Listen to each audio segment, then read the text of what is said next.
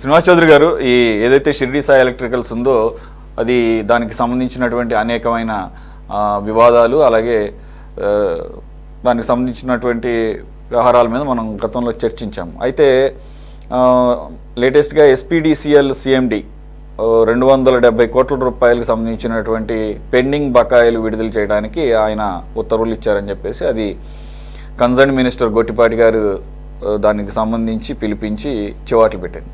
ఈ మీ ప్రభుత్వ హయాంలో అన్నీ కూడా కింద ఒలగబోసుకోవటం, ఎత్తుకోవటం ఇలాగే ఉండేటట్టుంది. ఇప్పుడు ప్రభుత్వం మీద ఉంది, అయినా కూడా నిబంధనలకు విరుద్ధంగా పూర్తిగా కాంట్రాక్ట్ పనులు పూర్తి చేయకుండానే ఆ రకంగా నిధులు విడుదల చేయడానికి ఏ రకంగా ఉత్తర్వులు ఇవ్వడానికి సాహసించారనుకోవాలి. మీరు ఇంతకుముందు కూడా ఒక అంశం ముందు పెట్టేస్తారు. ఇరిగేషన్ డిపార్ట్మెంట్ కూడా ఒక ఆయన బిల్లు చెల్లించే అత్యుత్సాహం. అంటే కొంతమంది నాయకుల మీద అభిమానం ప్రేమతో వాళ్ళ సంస్థలో చేర్చుకున్నారు కాబట్టి అదే విధంగా కొంతమందికి వాళ్ళ షిరిడి సాయి ఎలక్ట్రికల్స్ ఎవరిది, అవినాష్ రెడ్డి గారు, ఆయన బినామీది.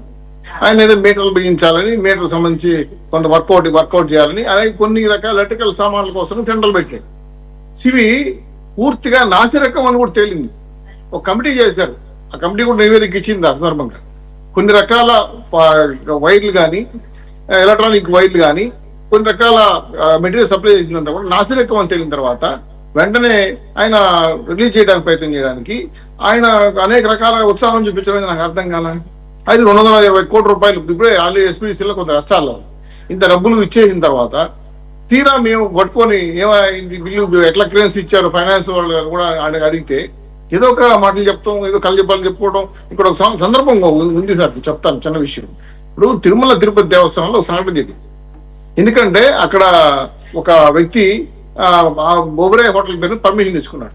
దాన్ని ఎలా తెచ్చుకున్నావా అని అడిగితే సీఎం గారు ఏదో మూడ్లో ఉండేటప్పుడు ఫైల్ ముందు పెట్టి ఇది టూరిజం డెవలప్మెంట్ కోసమని ప్రపోజల్ పెట్టి ఆయన ఒప్పించేసి పెట్టే సంతకం పెట్టేశాడు.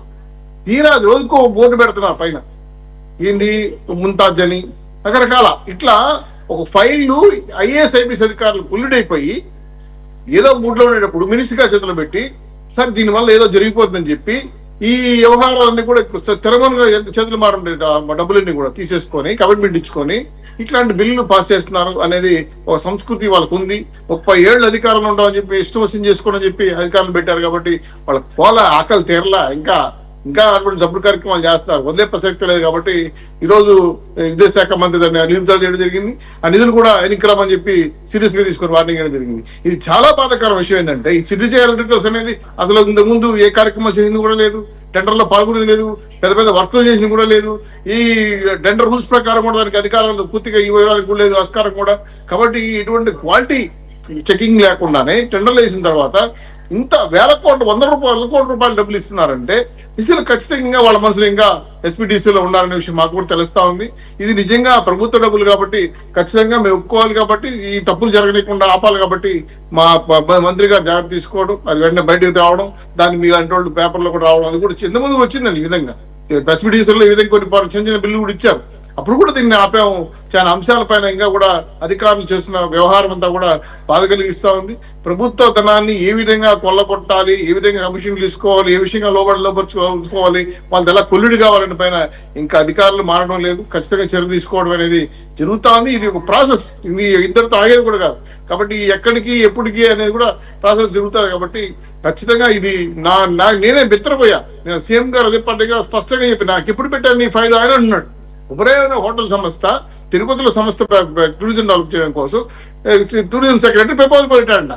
ఎస్ ఓకే టూరిజం చేయండి అని చెప్పి ఒబరాయ్ హోటల్ పెట్టిన తర్వాత వెంటనే పేర్లు మార్చారు. ట్రాన్స్కో అని, అదేవిధంగా ముంతాజ్ అని, అదేవిధంగా రకరకాల పేర్లు రోజుకో పేరు పెడుతున్నారు. అంటే చివరికి తెలిసిన తర్వాత తాజా సంపదలతో గొడవబడి పెద్ద ధర్నా చేస్తే ఆ కేసులు వెనక్కి తీసుకొని దాని మీద ఎవరు పెట్టారు ప్రపోజల్ మీద చర్యలు తీసుకోమని చెప్పారు సీఎం గారు. అట్లా ఇటువంటి బ్రోకరిస్టులు ఈ విధంగా ఉంటే కార్యనిర్వాహక వ్యవస్థ ఉన్న ఈ ఐఎస్ఐ అధికారులు కూడా ఇలాంటి కమిషన్ గుర్తుపడి ఇలా చేయడం చాలా తప్పండి. ఇది చాలా బాధాకరం. నిజంగా ఇలాంటి వాళ్ళు సుప్రీంకోర్టు, హైకోర్టులో కూడా వాళ్ళకి శిక్షలు వేశారు, పెనాల్టీ కూడా వేశారు. ఇంకా కూడా మాట్లాడితే నాకు అర్థం కాల. ఇంక మనం చదువుకి విలువ ఇచ్చి ఐఏఎస్లు ఐపీఎస్ లాంటి వాళ్ళు ఇలాంటి చేస్తున్నారంటే నిజంగా వాళ్ళకి అంటే ప్రజల యొక్క ఆస్తులు కాపాడాలని భద్రత లేదు, ప్రజలు కాపాడాలని ఒక విలువ లేదు. కనీస జీతాలు తీసుకున్న ప్రజల దగ్గర నుంచి కూడా బాధ్యత లేకుండా వేరు చేస్తానంటే ఖచ్చితంగా తెలుగుదేశం శ్రమించేస్తారు. దీంట్లో ఎట్టి పరిస్థితుల్లోనూ ఇంకా కూడా దీన్ని ఆపే ఇలాంటి కార్యక్రమం జరిగితే ఖచ్చితంగా ఆపము అనే మాట ఖచ్చితంగా చెప్పగలేకపోతున్నా. అంటే బాధ ఏంటంటే ఇంకా ఎంతమంది ఉన్నారో తెలియదు పంది కుక్కలు, ఇలాంటి వాళ్ళు బయట తీసుకురావాల్సిన అవసరం ఉంది. కాబట్టి ఎట్టి పరిస్థితుల్లో ఇవన్నీ జరగనీయకుండా మాక్సిమం ప్రభుత్వ కార్యక్రమాలని ప్రభుత్వ డబ్బులు వృధా కాకుండా మా పార్టీ నాయకులు మంత్రులు కానీ నిత్యం కాపలా కాస్తున్నాం. భయంగా ఉంది మాకు. ఇటువంటి సందులో ఇన్పేడ్ అర్థం కాల ఇరికిచ్చి పాటు అనేక అంశాలపైన కాంట్రవర్సీ చేస్తున్నారు. కాబట్టి ఖచ్చితంగా ఈ వ్యవహార శైలిలో ఉన్నటువంటి అధికారులను గుర్తించి పక్కన పెట్టాల్సిన బాధ్యత మాకు ఉంది. ఖచ్చితంగా దీని మీద చర్య తీసుకుంటామని చెప్పి ఇది ఇంతవరకు జరిగింది. నిజంగా కూడా కొంత మనం కాపాడగలిగాం అనే ఒక మనసులో ఒక నిబంధన ఉంది. కాబట్టి దాని ప్రకారం ఆయన చేశాడు అనుకుంటున్నాం. ఇది కరెక్ట్ అని మేము అనుకుంటున్నాం సార్. ఓకే, కృష్ణానీల్ గారు, ఈ షిరిడి సాయి ఎలక్ట్రికల్స్ వ్యవహారం ఏంటి అసలు? ఇది ఆల్రెడీ ఎస్పీడీసీఎల్ సిఎండి అత్యుత్సాహంతో ముందే చెల్లింపులకి ఓకే చేశారని చెప్పేసి, ఇప్పుడేమో లేటెస్ట్గా కన్సర్న్ మినిస్టర్ పిలిపించి దాన్ని ఆపారని చెప్పేసి, అంటే మినిస్టర్ దృష్టికి రాకుండానే అంత భారీ ఎత్తున 270 కోట్ల రూపాయలు ఇంకా పూర్తిగా కాంట్రాక్ట్ పనులు పూర్తి కాకుండానే మిగిలిన 20% ఏదో బ్యాలెన్స్ ఉందని చెప్పేసి అవి ఇచ్చేయడానికి సాహసం చేస్తారా? సురేష్ గారు, షిరిడి సాయి ఎలక్ట్రికల్స్ సంబంధించి వైఎస్ఆర్ కాంగ్రెస్ పార్టీ ప్రభుత్వం ఉన్నప్పుడు 5 ఏళ్ల పాటు వాళ్ళు విద్యుత్కు సంబంధించిన వ్యవహారం మొత్తాన్ని వీళ్లే చక్రం తిప్పారు అనేటువంటిది ఇప్పుడు ప్రతిపక్షంలో ఉన్నప్పుడు తెలుగుదేశం వాళ్ళు చేసినటువంటి ఆరోపణలు ఇవన్నీ కూడా, దాంట్లో ఎంతో కొంత నిజం కూడా ఉంది. అయితే మీరు ఒక అంశాన్ని గమనించండి. ఇదే అంశము ఈ ప్రభుత్వం, కూటమి ప్రభుత్వం అధికారంలోకి వచ్చిన తర్వాత కూడా కొన్ని ఈ సబ్ స్టేషన్లు వీటికి సంబంధించినటువంటి వీటిని ఏర్పాటు వ్యవహారము, అదేవిధంగా ట్రాన్స్ఫార్మర్లకు సంబంధించిన కొనుగోలు కాంట్రాక్ట్ వీళ్ళకే ఇచ్చారు. దాని తర్వాత ఈనాడులో పెద్ద ఎత్తున వార్తలు వచ్చాయి. ఆ వార్తలు వచ్చిన తర్వాత అయ్యో ఎట్లా వేస్తారు అని చెప్పేసి మేము వాటిని రద్దు చేసుకుంటున్నాం అని చెప్పారు. ఈనాడులో వార్తలు వచ్చింది. ఇప్పుడు ఇదే షిరిడి సాయి ఎలక్ట్రికల్ సంబంధించినటువంటి వీళ్ళకి కొన్ని చెల్లింపు 270 కోట్లకు సంబంధించినటువంటి చెల్లింపుల వ్యవహారం ఇవన్నిటి మీద వీళ్ళు వార్తలు ఇప్పుడు ఈనాడులో వచ్చింది. ఇప్పుడు మళ్ళీ మంత్రి ఈ విధంగా మేము రివ్యూ చేశాము, లేదా మంత్రి రివ్యూ చేశాడు, ఆయన ఆఫ్ చేశారు అని చెప్పి మాట్లాడారు. నేను నాకు తెలియక అడుగుతానండి, ఈనాడు వాళ్ళకి లేకపోతే ఒక మీడియాకి విషయాలు తెలుస్తున్నాయి కానీ ప్రభుత్వంలో వాళ్ళకి తెలియటం లేదా? ఈనాడులో రాసిన తర్వాత వీళ్ళకి తెలుస్తున్నాయా? ఇవన్నీ మీ జనం అయితే ఏమన్నా జనానికి మీరు ఏం చెప్తే నమ్ముతారేమో. కానీ నేను ఒకటి చెప్పదలుచుకున్నాను, ఏ కాంట్రాక్టర్లైనా సరే, వ్యాపారవేత్తలైనా సరే, ఏ ప్రభుత్వం వచ్చినా సరే, ఆయా కాంట్రాక్టర్లు వ్యాపారవేత్తలకి వీళ్ళు ఆటోమేటిక్ గా వాటిని కొనసాగించటం, ఆటోమేటిక్ ఎవరు అధికారంలో ఉంటే వాళ్ళు వాళ్ళ పర్సెంటేజ్ ప్రకారంగా డబ్బులు తీసుకోవటం, ఇవి సర్వసాధారణంగా జరిగేటువంటి ఒక ప్రాక్టీస్. ఇప్పుడు వీళ్ళు వైసీపీకి సంబంధించినటువంటి అనుబంధంగా ఉండేటువంటి కాంట్రాక్టర్లు కాబట్టి వీళ్ళని పక్కన పెట్టాలి. ఇప్పుడు ఏం చేస్తారు, తెలుగుదేశానికి అనుబంధంగా ఉండే కాంట్రాక్టర్లు పెట్టుకొని వీళ్ళు చేసుకోవచ్చు, వీళ్ళు డబ్బులు వసూలు చేసుకోవచ్చు. ఇక్కడ సమస్య అంతా ఏంటి అసలుకి? నిబంధనలకు విరుద్ధంగా లేకపోతే వీళ్ళ అదనపు చెల్లింపులు ఉంటున్నాయా, లేక అసలు ప్రజాధనాన్ని కాపాడటానికి ఏమైనా ప్రయత్నం జరుగుతుందా? ఆ చర్చ జరగాలండి. అది జరగటంలా ఇప్పుడు వీళ్ళు ఎన్ని ఆరోపణలు చేశారు? పోలవరం ప్రాజెక్టుకు సంబంధించినటువంటి విషయంలో కాంట్రాక్టర్ మీద ఆరోపణలు చేశారు. ఇప్పుడు ఏమైనా కాంట్రాక్టర్ మార్చారా అండి? ఏంటి ఇక్కడ సమస్య అంటే? ఇక్కడ ఏం లేదండి. ఇప్పుడు కేవలం ఈనాడులో వార్తలు వచ్చిన తర్వాత ప్రకటనలు మాత్రమే ఇవన్నీ మేము ఆపుతున్నాం, వాళ్ళు ఇచ్చేస్తున్నాం. దొడ్డిదారినా మళ్ళీ అన్ని మర్చిపోయిన తర్వాత మీరు ఇవన్నీ 6 నెలలు 7 నెలలు 8 నెలలు అవుతాయి, సంవత్సరం ఆగండి. ఇంకా తెలుగుదేశం జనసేన ఇవన్నీ వ్యవహారాలు వైసీపీ ఏమి ఉండవండి. ఇంకా ఎవడు డబ్బులు ఎక్కువ తెస్తాడు, ఎవడు ఎక్కువ ఇస్తాడు, వాడికి సంబంధించినటువంటి పనులు, వాడికి సంబంధించినటువంటి వాడి బిల్లులు చెల్లింపులు ఇవే జరుగుతాయి. ఇవి సర్వసాధారణంగా ఎందుకు జరుగుతాయంటే ఎవరికి వాళ్ళు ప్రభుత్వంలో ఉన్నటువంటి వాళ్ళు ఒక్కొక్క ఎమ్మెల్యే గాని మంత్రి గాని వ్యవహారం ఏంది, ఒక్కొక్కళ్ళు కోట్లు ఖర్చు పెట్టి 100 కోట్లు ఈ రోజున రాజకీయాలు చేసి వీళ్ళేమన్నా వచ్చి మేము స్వచ్ఛమైన రాజకీయాలు చేస్తాం, అసలు అవినీతి రాజకీయాలు చేస్తాం అంటే వాళ్ళు చెప్పటం మనం నమ్మటం ఇవన్నీ ఏముంటుంది? నేనేమంటానంటే అసలు షిరిడి సాయి ఎలక్ట్రికల్స్ అనేటువంటి వాళ్ళు ఏమన్నా ద్రోహుల, దేశ ద్రోహుల, లేకపోతే ఇంకోటి, వాళ్ళు నిబంధనలకు విరుద్ధంగా ఓపెన్ కాంట్రాక్ట్ లో వాళ్ళకి అందరిని పిలుస్తారు. వాళ్ళు అందరితో పాటుగా ₹1 తక్కువ చేస్తానికి వాళ్ళకి ఇవ్వాల్సిందే. వాళ్ళు వైసీపీ ప్రభుత్వంలో ఉన్నారు కాబట్టి వాళ్ళకి ఈయనంటానికి లేదు. వాళ్ళు పని చేస్తే వాళ్ళకి మేము డబ్బులు ఏమో, మీ చెల్లింపులు ఎలా చేస్తారంటానికి కూడా లేదు. చెల్లింపులకి ఏం చేస్తే నిబంధనలకు అనుగుణంగా ఇవ్వాల్సిందే, అంతే తప్ప ఇవన్నీ కేవలం మీడియాలో వార్తలు వచ్చినప్పుడు కేవలం ప్రజలను మభ్యపెట్టడానికి చేసేటువంటి అంశాలు తప్ప ఎవరు అధికారంలో ఉన్నా కొద్దిగా ఎక్కువ తక్కువ పర్సంటేజీలు బెదిరించో బామని కొద్ది ఎక్కువ మంది ఎక్కువ తీసుకుంటారు, కొంతమంది తక్కువ తీసుకుంటారు. కానీ పర్సంటేజ్లు కామన్ గా జరుగుతున్నాయి. వ్యాపారవేత్తలు రాజకీయ నాయకులు ఒక్కటే కుమ్మక్కయ్యి ఎక్కువ మంది రాజకీయ నాయకులు వ్యాపారవేత్తలే ఉన్నారు. కొంతమంది లేదు అని అంటే పారిశ్రామికవేత్తలు వాళ్ళందరూ కూడా రాజకీయ నాయకులకి డబ్బులు ఇచ్చేటువంటి పరిస్థితులు ఉన్నాయి, రాజకీయ పార్టీలకు డబ్బులు ఇచ్చేటువంటి పరిస్థితులు ఉన్నాయి.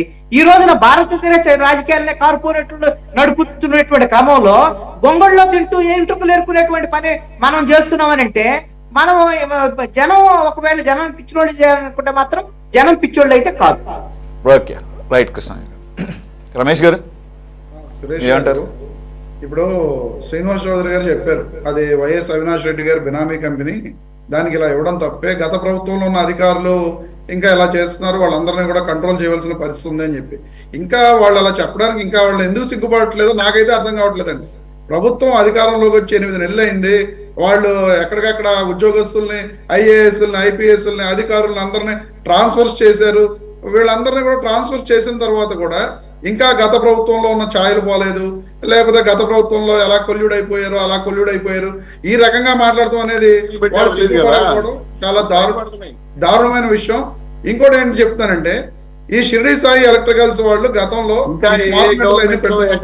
దాచిపెట్టారు తెల్లా అన్నా బయటపడుతున్నాయి నేలమాలికలు. అదే అవునన్నా, మీరు వీళ్ళందరినీ ట్రాన్స్ఫర్ చేసి రకరకాలుగా ఏడబెట్టేది మేము దొంగలు 24 గంటలు పెట్టేసిన మీ యొక్క సైకిల్, మీ బంధువులు, మీ బంధుగణాన్ని మొత్తం తీసుకొచ్చి పెట్టేశారు. ఒక్క నిమిషం. ఇప్పుడు షిరిడి సాయి ఎలక్ట్రికల్స్ అవినాష్ రెడ్డి గారి బినామీ సంస్థ అయితే 40 కోట్ల రూపాయలు ఎలక్టోరల్ బాండ్స్ నుంచి టీడీపీ పార్టీ ఎందుకు తీసుకుంది సార్? పార్టీ ఫండ్స్ కింద 40 కోట్ల రూపాయలు తీసుకున్నారు టీడీపీ పార్టీ ఎలక్టోరల్ బాండ్స్. కాదని చెప్పి చెప్పానండి శ్రీనివాస్ చౌదరి గారిని నేను ఛాలెంజ్ చేస్తున్నా. మరి ఎందుకు తీసుకుంది? అవినాష్ రెడ్డి గారి బినామీ కంపెనీ, వైఎస్ఆర్ కాంగ్రెస్ పార్టీకి చెందిన ఎంపీ గారి కంపెనీ. అలాంటప్పుడు 40 కోట్ల రూపాయలు టీడీపీ పార్టీ ఎలక్టోరల్ బాండ్స్ రూపంలో ఫండ్స్ ఎందుకు తీసుకుంది? ఎందుకంటే వీళ్ళు చెప్పేవన్నీ కూడా దొరికితే ఇలా అని చెప్తారు, లేకపోతే దొరకకపోతే ఇంకోలాగా మాట్లాడతారు. తెలుగుదేశం పార్టీ వాళ్ళకి ఎప్పుడూ ఉన్నదే ఇదండి. ఈ రోజున 270 కోట్ల రూపాయలు దాని మీద ఈ రోజున ఆపారు. ఇది ఇంకోటి, ఈ రోజు అదే ఇది ఈనాడులో వచ్చింది, ఆంధ్రజ్యోతిలో వచ్చింది. చూడండి సార్, మీరు మంత్రి గారి మెహర్బానీ కదా 343 కోట్ల రూపాయలు. ఒక్కసారి చూడండి సార్, ఇది కూడా ఎలక్ట్రిసిటీ డిపార్ట్మెంట్ సంబంధించింది. అవసరం లేకున్నా 33/11 kV లైన్లు కడప, అన్నమయ్య, చిత్తూరు జిల్లాల్లో చేపట్టేందుకు టెండర్ నోటిఫికేషన్ 343 కోట్ల రూపాయలండి. 3 ఎమ్మెల్యేలు లెటర్లు ఇచ్చినందుకు ఒక్కో ఎమ్మెల్యేకి ₹1 కోటి. ఆ రాయలసీమ మంత్రి గారు వెనకుండి మొత్తం తతంగం నడిపారంట. ఈ రోజు ఆంధ్రజ్యోతి పేపర్లో వచ్చిన న్యూస్ ఇది. మరి దీనికి ఏం సమాధానం చెప్తారండి వీళ్ళు? 3 ఎమ్మెల్యేలు ₹1 కోటి తీసుకుని 3 లెటర్లు ఇచ్చారు, రాయలసీమ మంత్రి గారు వెనకుండి ఇదంతా నడుపుతున్నారు అని చెప్పి వాళ్ళ గెజిట్ పేపర్ ఆంధ్రజ్యోతిలోనే వచ్చింది. షిరిడి సాయి మా కంపెనీ, మరి ఇది ఎవరు చేస్తున్నారు? మీ ఎమ్మెల్యేలు, మీ మంత్రులు కదా చేస్తుంది. వీటికి సమాధానం చెప్పరు. ఈ రకంగా ఇప్పుడు కృష్ణాంజనేయులు గారు చెప్పినట్లుగా వైఎస్ఆర్ కాంగ్రెస్ పార్టీ కాంట్రాక్టర్లైనా, టీడీపీ కాంట్రాక్టర్లైనా ఎవరు రూపాయికి తక్కువ టెండర్ వేస్తే వాళ్ళకి వస్తుంది. వచ్చిన తర్వాత వాళ్ళు టెండర్ చేస్తూ ఉంటారు. ఈ రోజున 270 కోట్ల రూపాయలు ఆపారు. పూర్తి వర్క్ చేసిన తర్వాత ఇవ్వాలి కదా. ఆ 270 కోట్ల రూపాయలు ఇవ్వచ్చు కదా. సరే, వర్క్ అవ్వకుండా ఆయన సంతోష్రావు గారు అక్కడ ముందే ఇచ్చారు, ఆర్డర్ ఇచ్చారు. ఆ సంతోష్రావు గారిని ఇప్పటివరకు ఎందుకు సస్పెండ్ చేయలేదు చెప్పమనండి. వీళ్ళని సస్పెండ్ చేస్తే వీళ్ళ భాగవతాలన్నీ బయటకు వస్తాయి కాబట్టి ఆ సంతోష్రావు గారిని వీళ్ళు సస్పెండ్ చేయాల. పిలిచి ఏదో ఆగ్రహం వ్యక్తం చేసినట్లుగా మాట్లాడేసి అది మీడియాలో వచ్చేస్తే ఓ అబ్బో టీడీపీ ప్రభుత్వం ఆగ్రహం వ్యక్తం చేసేసింది, డబ్బులు ఇవ్వద్దన్నారు. నేనైతే అలా తీసుకోను. నేను మీతో కంప్లీట్ గా అగ్రీ అవుతా. నేను మీతో కంప్లీట్ గా అగ్రీ. ఇదేమన్నా చిన్నపిల్లల ఆట, లేకపోతే ఇదేమన్నా స్కూల్ పిల్లలా, లేకపోతే ఆయన ఏమన్నా కాదు మంత్రి గారు ఏమన్నా హెడ్ మాస్టరా, లేకపోతే ఆయనకి తెలియకుండానే పిల్లలు ఇండిసిప్లిన్ గా ఉంటారా? ఒకవేళ ఇండిసిప్లిన్ గా ఉన్నారు, పిలిచి మందరిస్తారా? చర్యలు కాదు, నాకు అర్థం కాదు. వార్నింగ్ ఇచ్చి వదిలి పెడతారా? ఏది 270 కోట్ల రూపాయలు? ఎందుకు సస్పెండ్ చేయలేదు? Exactly my point. I completely agree with you. Krishnanjaneyulu గారు చెప్పినట్లుగా ఇక్కడ డబ్బు ఎవరికి ఏ పార్టీ వాడు ఇచ్చినా చేదు కాదు. ఇక్కడ ఏ పార్టీ వాడికి సంబంధించినటువంటి వ్యాపారస్తులకి పార్టీలతో సంబంధం ఉండదండి. ఎవరున్నా కానీ వారి పనులు వాళ్ళు చేయించుకుంటారు, వారి కమిషన్లు వారికి ఇస్తారు. అదే కదా ఇక్కడ జరుగుతుంది. ఇకపోతే మీరు ఇంకా ఎలక్ట్రల్ బాండ్స్ అన్నారు. ఎలక్ట్రల్ బాండ్స్ అన్నారు, అది కూడా వాస్తవమే. ఈ ప్రభుత్వం ఎలక్ట్రల్ బాండ్స్ కూడా వాస్తవమే. టీడీపీకి కాలంలో చాలా సందర్భాల్లో చెప్తున్నారు కదా, అధికారులు ఈ అధికారులు అని, ఇవన్నీ అబద్ధమంట. చంద్రబాబు నాయుడు నారా లోకేష్ కు తెలియకుండా ఈ రాష్ట్ర ప్రభుత్వంలో చీమ కూడా చుట్టుకుమట్టానికి లేదండి. వాళ్ళిద్దరికి తెలియకుండా వాళ్ళిద్దరు ఆమోదం మేరకే ఇప్పుడు జరిగే పరిణామాలన్నీ జరుగుతాయి. కరప్షన్ జరిగిందా, వాళ్ళిద్దరూ దాంట్లో ఖచ్చితంగా భాగస్వామి. ఇది వాళ్ళు అంగీకరించకపోయిన నిజమండి, నిజం ఇది. అంటే నాకు మీ ఆధారాలు లేకుండా నేను అంత దూరం వెళ్ళను. కానీ అంటే ఒక రోజు డిబేట్ పెట్టండి. నేను ఒకసారి మిమ్మల్ని అడిగాను, ఈ 8 నెలల కాలంలో అవినీతికి సంబంధించిన అంశాల మీద ఒక డిబేట్ పెట్టండి, ఖచ్చితంగా ఆధారాలతో సహా ఏ అంశాలు కుంభకోణాలు జరిగినాయి, దాని వెనకాల ఎవరున్నారు డిబేట్ చేద్దాం. ఎందుకు ప్రజలకు అవసరం అండి ఇవన్నీ, ప్రజలకు అవసరమైన డిబేట్లు అందుకని రిక్వెస్ట్ చేస్తున్నాం మీకు. ఇప్పుడు కృష్ణాంజనేయులు గారు చంద్రబాబు నాయుడు గారికి లోకేష్ గారికి తెలియకుండా అంటున్నారు. పంచాయతీరాజ్ శాఖలో కూడా 100 కోట్ల రూపాయల అవినీతి జరుగుతుందని చెప్పి కొన్ని పేపర్స్ లో వచ్చింది, కానీ దాన్ని ఎక్కడ హైలైట్ చేయట్లా. ఎందుకంటే రకరకాలుగా డబ్బులు ఎలా వెళ్ళిపోతున్నాయి ఏంటి అనేది కొన్ని పేపర్లో వస్తున్నాయి. అటన్నిటి మీద ఎంక్వైరీ చేసేది ఎవరు? ఇప్పుడు పంచాయతీరాజ్ శాఖ ఎవరండి? ఉప ముఖ్యమంత్రి పవన్ కళ్యాణ్ గారు. ఈ రోజు కొన్ని పేపర్లో చూశాను నేను, కోట్లాది రూపాయలు ట్రాన్స్ఫర్ అయిపోతున్నాయి, ఎవరికి తెలియదు, రకరకాలుగా వెళ్ళిపోతున్నాయి అని చెప్పి పంచాయతీరాజ్ శాఖలో జరిగిన వాటి మీద వచ్చింది. ఈరోజు ఎవరు ఎంక్వైరీ చేస్తారు సార్? ఇప్పుడు పవన్ కళ్యాణ్ గారు నేను చాలా నిజాయితీ పరుడిని, నేను చాలా ట్రాన్స్పరెంట్ గా ఉన్నా, నేను ఏది తప్పు జరిగినా ఇప్పుడు కొన్ని దశాబ్దాలుగా వేళ్ళు అనుకున్నటువంటి అవినీతి ఈ రోజు రాత్రికి రాత్రి ఎరాడికేట్ అయిపోతుంది అనుకుంటే అంతకన్నా భ్రమం ఇంకోటి ఉండదు. చూద్దాం. అంటే ఏదైనా కానీ ఒక లిమిట్, అలాగే ఒక క్రాస్, అంటే అసలు అవినీతికి కూడా లిమిట్ ఉండాలని నేను అంటలేదు. కానీ అలాగని అసలు ఈ రోజు అవినీతి అనేది అంతరించిపోయింది కూడా ప్రభుత్వం అనుకుంటాం, అంతకన్నా భ్రమం అనుకుంటాం. రైట్, మనకు సమయం ఎక్కువ లేదు. సైదా గారు ప్లీజ్ కంక్లూడ్.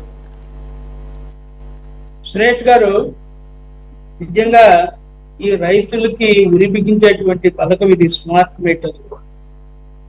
కాంగ్రెస్ ప్రభుత్వం 10 సంవత్సరాల పాలనలో రాజశేఖర రెడ్డి గారు ముఖ్యమంత్రిగా, రోసయ్య గారు ముఖ్యమంత్రిగా, కిరణ్ కుమార్ రెడ్డి గారు ముఖ్యమంత్రి ఉన్నటువంటి సమయంలో రైతులకు ఉచిత విద్యుత్తును అందించాలన్నటువంటి సదాశయంతో తీసుకున్నటువంటి పథకానికి తూట్లు పొడుస్తూ గత ప్రభుత్వంలో జగన్మోహన్ రెడ్డి గారు రాష్ట్రంలో 18.58 లక్షల స్మార్ట్ మీటర్లు బిగించాలన్నటువంటి ఒక పథకంతో రైతులు నడ్డి విచ్చే విధంగా రాష్ట్రంలో ఉన్నటువంటి అన్ని పక్షాలు వ్యతిరేకించిన నిస్సిగ్గుగా మరి షిరిడి సాయి ఎలక్ట్రానిక్స్ అనేటువంటి ఒక సంస్థకి ఈ యొక్క కాంట్రాక్టర్ ని ఒప్పజెప్పి మనం చూసినట్లయితే దాదాపు 5,06,882 కోట్ల రూపాయల విలువ కలిగినటువంటి టెండర్ ని దాన్ని కట్టబెట్టి ఎన్నికల ముందే దాదాపు మనం పని పూర్తి కాకుండానే 80% కూడా మరి పని పూర్తి కాకుండానే మనం చూసినట్లయితే 1,828 కోట్ల రూపాయలు మరి చెల్లించుకునే పరిస్థితులు మనం చూసాం. ఈ సంతోషరావు చాలా సంతోషంగా మరి ఈ కాంట్రాక్టులకి కాసులకి కక్కుర్తిబడి లేకపోతే కమిషన్లకు కక్కుర్తిబడి ఏ విధంగా చేస్తున్నాడో మనం చూస్తా ఉన్నాం. 9 నెలల పరిపాలనలో కూడా ఇప్పటికి కూడా ఈ విధానం కొనసాగుతా ఉందంటే కృష్ణాంజనేయులు గారు చెప్పిన దాంట్లో వాస్తవం ఉంది, రమేష్ గారు చెప్పిన దాంట్లో వాస్తవం ఉంది. ఎందుకంటే ప్రభుత్వ పెద్దలకు తెలియకుండా అంత ధైర్యం చేసేటువంటి పరిస్థితులు లేవు. మరి దీని మీద పూర్తి స్థాయిలో విచారణ జరగాల్సిన అవసరం ఉంది. ఈ రోజు మనం చూసినట్లయితే ఉమ్మడి చిత్తూరు, అనంతపురం, కడప, నెల్లూరు జిల్లాల్లో ఇక్కడ మరి 11,000 కలెక్షన్లు మరి స్మార్ట్ మీటర్లు బిగిస్తే దానికి సంబంధించి పని పూర్తి కాకుండా అనుబంధ పరికరాలు మరి బిగించకుండానే దాదాపు 270 కోట్ల రూపాయలు మార్చి 31వ తేదీన షిరిడి సాయి బిల్స్ పెడితే ఫిబ్రవరి 3వ తారీఖుకే మరి బిల్లులు చెల్లించేందుకు దర్శనం రెడీ చేశారంటే ఇంకేమనాలా? దేవుడొక్క సొత్తు, ప్రజల యొక్క సొత్తుని కాంట్రాక్టులు కట్టబెడతా ఉంటే ఏం చేస్తా ఉంది ఈ యొక్క ప్రభుత్వం? ఈ యొక్క ఎన్డీఏ ప్రభుత్వం మరి కళ్ళు మూసుకొని ఉందా? ఒక పక్కన రైతులకి ఉరి తీసే విధంగా స్మార్ట్ మీటర్లు పెడతా ఉన్నారు. స్మార్ట్ మీటర్లు పెట్టేందుకేమో ఈ కాంట్రాక్టుల దగ్గర మీరు లంచాలు తీసుకొని కాసులు కక్కుర్తిబడి మీ ఇష్టానుసారంగా ప్రజాధనాన్ని వేల కోట్లు దోచిపెడతా ఉంటే మిమ్మల్ని ఏమనాలా? గత ప్రభుత్వం మరి చేసినటువంటి విధానాలు సక్రమంగా లేవనే కదా మీకు అధికారం అప్పచెప్పింది. మీరేం చేస్తున్నారు ఈ 9 నెలల్లో? ఈ విధంగా ఇష్టానుసారంగా ఇందాక అన్న చెప్తున్నాడు రమేష్ అన్న, కొన్ని చోట్ల ఇలాంటి ఘటనలు జరిగినాయి, పంచాయతీరాజ్ నిధుల్లో అయిపోతా ఉన్నాయి. అలాగే 342 కోట్లు మరి రాయలసీమ ప్రాంతానికి చెప్పినటువంటి ఎమ్మెల్యే ఇచ్చినటువంటి లెటర్ల ఆధారంగా 33 kV 11 సంబంధించినటువంటి సబ్స్టేషన్లు పెడతా ఉందని చెప్పి వస్తా ఉన్నటువంటి వార్తల్ని ఏ పేపర్లోనో మీరు చెప్పినట్టుగా సాక్షి పత్రికలోనో ఇంకొక పత్రికలోనో విశాలంధ్ర ప్రజాశక్తితో కాదు. ఇక్కడ ఈరోజు తెలుగుదేశం పార్టీకి పొమ్ముగాసినటువంటి పత్రికటువంటి మరి ప్రధాన పత్రికటువంటి ఈనాడు, జ్యోతిలో ఈ వార్తా కథనాలు వస్తా ఉంటే ఇంక మీ ప్రభుత్వానికి క్రెడిబిలిటీ ఏంది? దీన్ని ఒకసారి మీరు అర్థం చేసుకోవాల్సిన అవసరం ఉంది. ఒక పక్క రైతులని గొంతు కోస్తూ వేల కోట్ల రూపాయల ప్రజాధనాన్ని కాంట్రాక్టర్లకు మీరు కట్టబెడతా ఉంటే మీకు వాళ్ళ తేడా ఏముంది? మిమ్మల్ని నమ్మి ప్రజలు ఓట్లేశారు, 164 స్థానాలు మీకు కట్టబెట్టారు. ఈరోజు ఎందుకు మరి ఇలాంటి పరిస్థితి జరుగుతూ ఉంది? మిమ్మల్ని ఏమనాలా? ఇంకా దొందుతోంది. ఈ 2 పార్టీలు కూడా ప్రజలను మోసం చేయడానికి ముందున్నాయి. ఈ 2 పార్టీలు ఏదైతే వైసీపీ ఉందో, తెలుగుదేశం ఉందో, ఈ 2 కూడా ప్రజాహంతక పార్టీలు, ప్రజలను దోచుకున్నటువంటి పార్టీలు.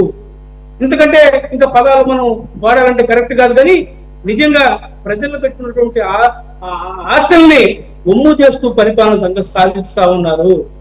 కాక్షులకు కకృతిపడి ఈ రాష్ట్రాన్ని అధోగతి పాలు చేయడానికి గత ప్రభుత్వంలో ఉన్నటువంటి జగన్మోహన్ రెడ్డి చేసిన, ఈరోజు చంద్రబాబు నాయుడు చేసిన, లేకపోతే పవన్ కళ్యాణ్ చేసిన, లోకేష్ చేసిన, వీళ్ళందరి బాధ్యత ఉంది.